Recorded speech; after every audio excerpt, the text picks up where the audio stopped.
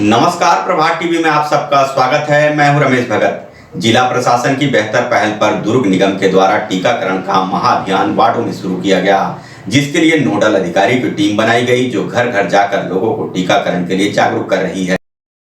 नगर निगम दुर्ग विधायक अरुण बोरा, महापौर धीरज बाकलीवाल द्वारा कलेक्टर डॉक्टर सर्वेश्वर नरेंद्र भूरे, आयुक्त हरीश मंडावी, सभापति राजेश यादव और पार्षदों समेत अधिकारी और कर्मचारियों के बीच टीकाकरण महाअभियान को वार्ड 43 कन्हैयापुर चौकी से हरी झंडी दिखाकर वार्डों के लिए रवाना किया गया।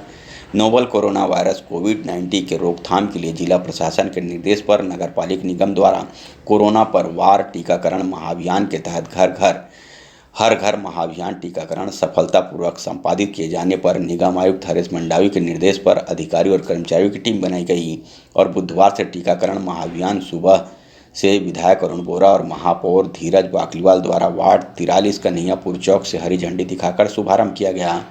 शहरवासियों की सुविधा के लिए नगर निगम के क्षेत्र के 60 वार्डों में घर घर दस्तक देकर लोगों को पहला और दूसरा टीका लगाया जा रहा है। कोविड महाअभियान टीकाकरण के तहत बुधवार को विशेष महाअभियान चलाया गया। शहरवासियों की सुविधा के लिए नगर निगम के आयुक्त हरीश मंडावी ने वार्डवार नोडल अधिकारी की टीम बनाकर तैयार की है, जिससे किसी भी नागरिक को असुविधा न हो, इसके प्रत्येक व्यक्ति को पहला और दूसरा डोज लग सके।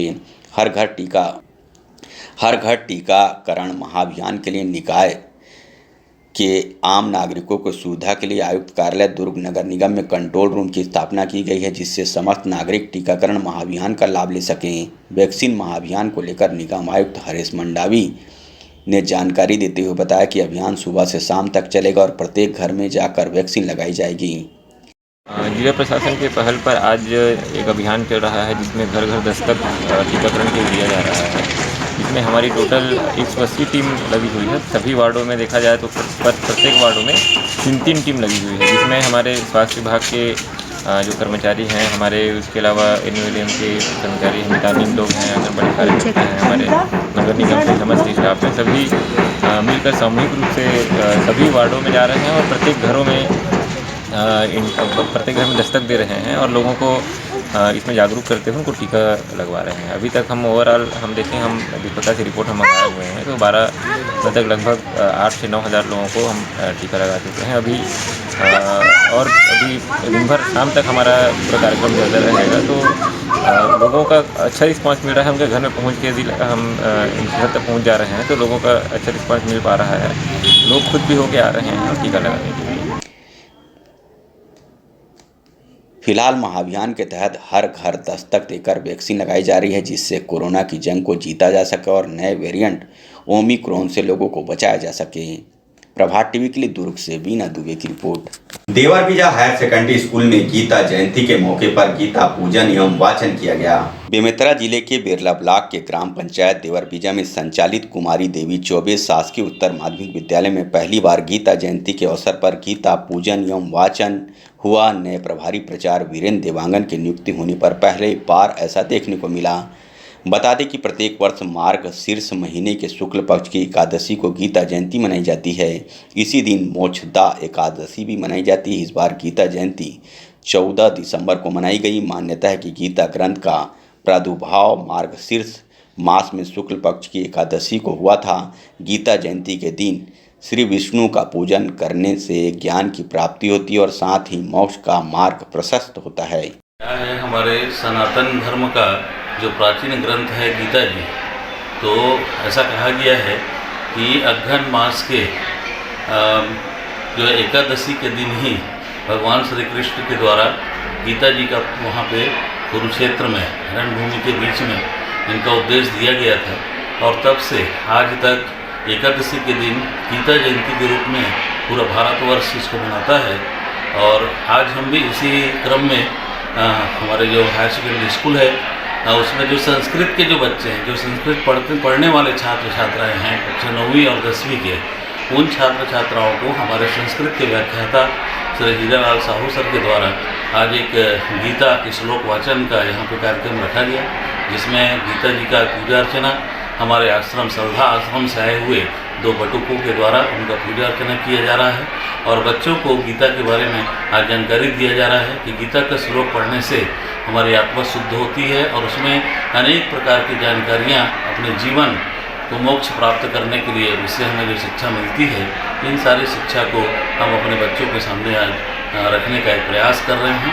और इसी उद्देश्य को लेकर आज ये शासकीय हायर सेकेंडरी स्कूल में गीता जयंती का एक छोटा सा आयोजन छात्र छात्राओं के द्वारा किया जा रहा है। पद्मनापुर क्षेत्र में हो रही चोरी जैसी घटना को अंजाम देने वाले सभी आरोपियों को कोतवाली पुलिस ने गिरफ्तार कर उन्हें सरेआम आम जनता के बीच घुमाया, जिससे घटना को अंजाम देने वाले अन्य आरोपियों में पुलिस के प्रति डर पैदा हो। थाना प्रभारी दुर्ग भूषण एक्का के मार्गदर्शन में चौकी प्रभारी के नेतृत्व में टीम गठित कर क्षेत्र में हो रहे चोरी, लूट, नकबजनी जैसी घटनाओं पर अंकुश लगाने में निर्देश प्राप्त होने पर मोहल्ले में लगे सीसीटीवी कैमरे का अवलोकन कर आरोपी की पतासाजी की गई। दुर्ग के चौकी पद्मनापुर में 12 अक्टूबर को बोरसी भाटा में हुई लड़ाई झगड़ा, लूट, हाफ मर्डर केस में पकड़े गए आरोपी मुकेश चौहान उर्फ किडनी उर्फ चीरा, लीलेश्वर यादव उर्फ बिल्ला, रामदेव उर्फ राजा को पुलिस ने गिरफ्तार किया और लूट के माल व घटना में प्रयुक्त हथियार की बरामदगी के लिए घटना स्थल बोरसी भाटा पहुंचकर बस्ती में छुपाकर रखे गए हथियार व रुपए पैसे की जब्ती की कार्रवाई के दौरान बस्ती के लोगों की भीड़ लग गई। आम जनता को घटना की जानकारी होने पर पुलिस के पीछे जनता का जुलूस जैसे माहौल देखने को मिला। मोहल्ले वाले का कहना है कि जैसे ही आरोपी की समाज में रैली निकाली जाए और कठोर से कठोर कार्रवाई की जाए ताकि आने वाले समय में ऐसी गलती कोई न करे। पूरी घटना को लेकर कोतवाली थाना प्रभारी भूषण एक्का ने कुछ इस प्रकार की जानकारी दी। दुर्ग जिले के पद्मनापुर चौकी है, कोतवाली का चौकी है, जहां 14/12/2021 को रेलवे कॉलोनी रेलवे लाइन के किनारे है बोरसी भाटा, वहां पर आरोपियों के द्वारा वहां पर मारपीट की गई थी और लूटपाट की गई थी, जिस पर अपराध पर पंजीबद्ध है। लूटपाट की अपराध है और हत्या करने का प्रयास का उसमें अपराध पंजीबद्ध हुआ है। उनमें 3 आरोपी पकड़ाए हैं, मुकेश चौहान, किडनी उर्फ चीरा, लीलेश्वर यादव और रामदेव, और अन्य आरोपी उसमें फरार हैं। लूट का माल को बरामद करने के लिए आज हम लोग घटनास्थल पहुंचे थे। घटनास्थल के आसपास जहां पर माल छुपाए थे वहां से बरामदगी की गई है। इसी दौरान वहां पर बहुत सारी भीड़ लग गई है। जो भी इसमें आरोपी बचे हुए हैं उनको हम शीघ्र ही गिरफ्तार कर लेंगे। फिलहाल आरोपी ने अपनी गलती को स्वीकार करते हुए माफ़ी मांगी है। पुलिस ने आरोपियों को गिरफ्तार कर न्यायालय में पेश कर दिया है, जहां से सभी को जेल भेज दिया गया। फरार अन्य आरोपी की पतासाजी की जा रही है, जिसे शीघ्र गिरफ्तार कर लेने का दावा पुलिस कर रही है। प्रभात टीवी के लिए दुर्ग से बीना दुबे की report. Raman private ITI, NCVT और DGT नई दिल्ली गवर्नमेंट ऑफ इंडिया से मान्यता प्राप्त संस्थान में trade COPA computer operator, programming assistant 1 वर्षीय कार्यक्रम, योग्यता 10वीं पास एवं ट्रेड स्टेनो हिंदी 1 वर्षीय कार्यक्रम, योग्यता 10वीं पास। प्रवेश प्रारंभ है। संस्थान में विशेष सुविधाएं, निशुल्क स्पोकन इंग्लिश, शासकीय सेवा में मान्य कोर्स, प्लेसमेंट सुविधा, छात्रवृत्ति सुविधा, फीस आसान किस्तों में, अनुभवी एवं योग्य शिक्षकों द्वारा प्रशिक्षण, CCTV कैमरे द्वारा मॉनिटरिंग। अधिक जानकारी एवं प्रवेश के लिए संपर्क करें Raman private ITI, Baba Deep Singh Nagar, Vaishali Nagar, Saraswati Shishu Mandir school के पास। सिटी ऑफिस आइसेक Supela, Himalaya complex Bhilai. Phone number 0788 490 3573 4033 571। Mobile number 7770 27492 738 947 1941। तांबा, पीतल, कांसा, aluminium, stainless steel, cooker, mixie सभी प्रकार के बर्तनों के चिल्लर एवं थोक विक्रेता। यहाँ पर कुकर, मिक्सी, गैस चूल्हा बनाए जाते हैं। अनुराग मेटल शॉप नंबर 10 नेहरू भवन road, Supela, Bhilai. Mobile number 9827187008।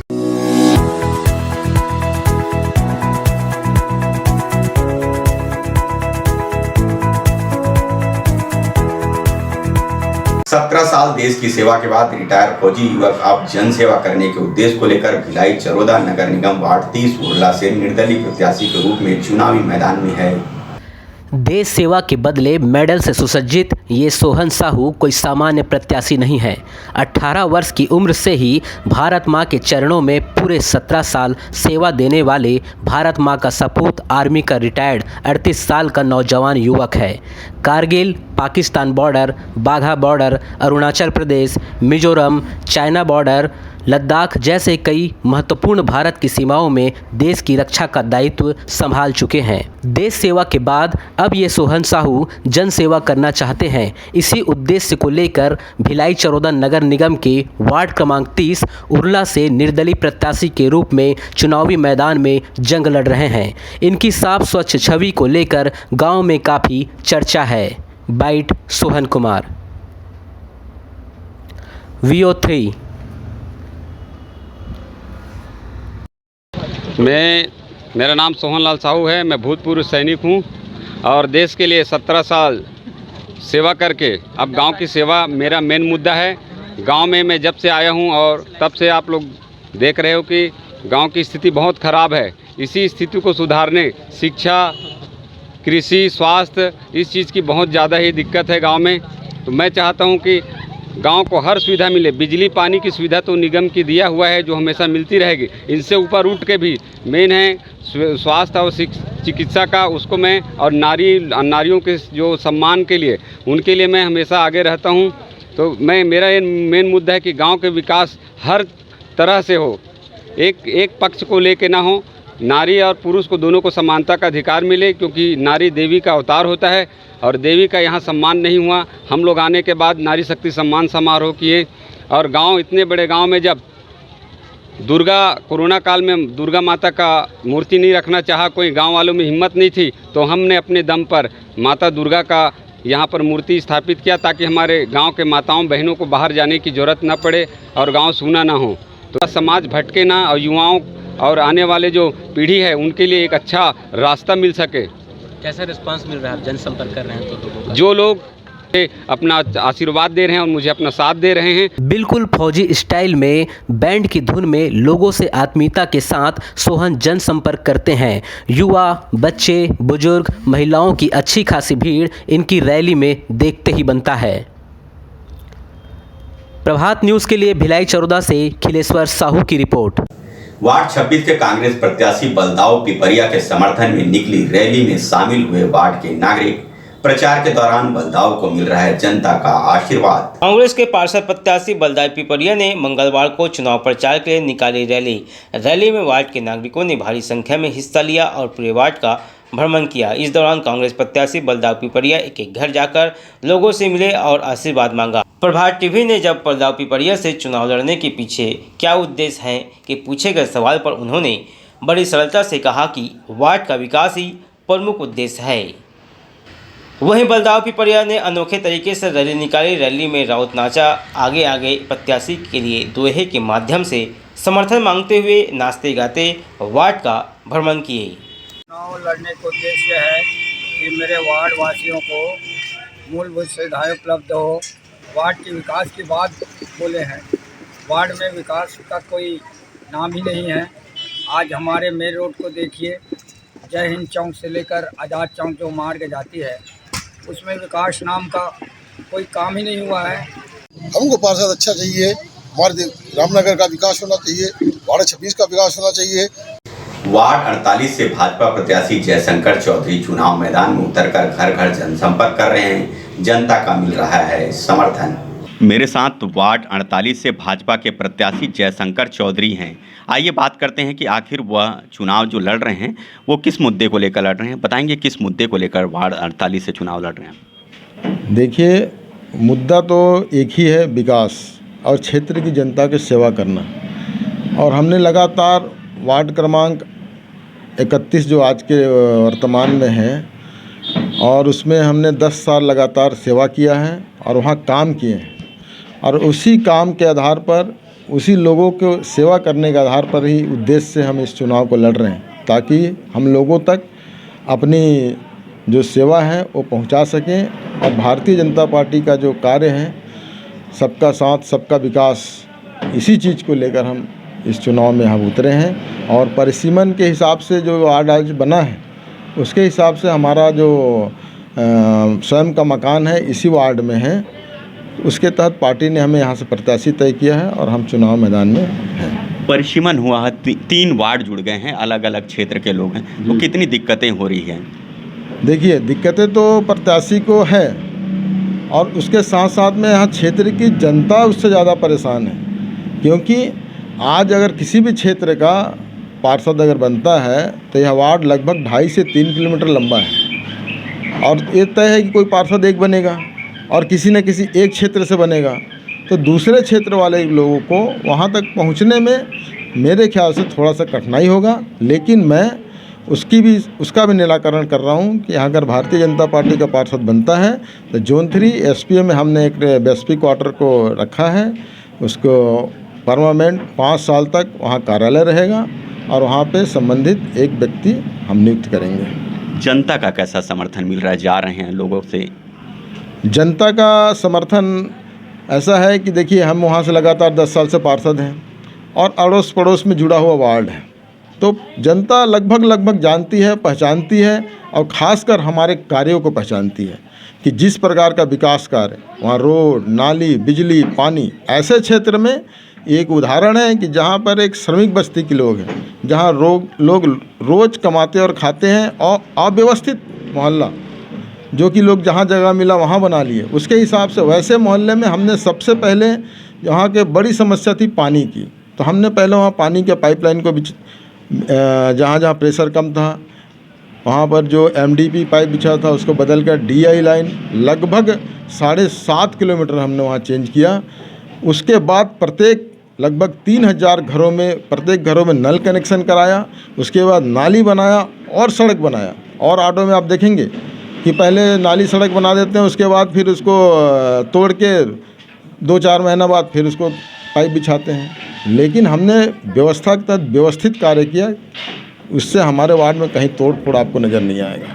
Bhajpa से एक निर्दलीय के रूप में भी खड़े हों, उनको मना नहीं पाए क्या आप लोग? नहीं, देखिए, वो हमारा भाई है और 15 साल से मेरे साथ कार्य किया है। हमने उसको मनाने का भी प्रयास किया, लेकिन कहीं ना कहीं बात नहीं बनी और वो निर्दलीय के रूप में चुनाव मैदान में है और चुनाव लड़ने का अधिकार सबको है। लेकिन भारतीय जनता पार्टी ने जब पार्षद के लिए टिकट दिया और वहाँ की जनता ने हमको चुनकर पार्षद बनाया, तो भारतीय जनता पार्टी का मान और सम्मान रखना चाहिए। क्योंकि 2010 में मुझे भी टिकट नहीं मिला था तो मैं निर्दलीय चुनाव मैदान में नहीं था, और इस बार भी अगर उस प्रत्याशी को भारतीय जनता पार्टी टिकट देती तो पूरे समर्थन के साथ, पूरे जोर के साथ भारतीय जनता पार्टी और कमल निशान के लिए मैं काम करता। बाकी आगे आप समझ सकते। ये आपने सुना, वार्ड 48 से जयशंकर चौधरी थे, वो अपनी बातें कर रहे थे। प्रभात टीवी के लिए मैं हूँ रमेश भगत।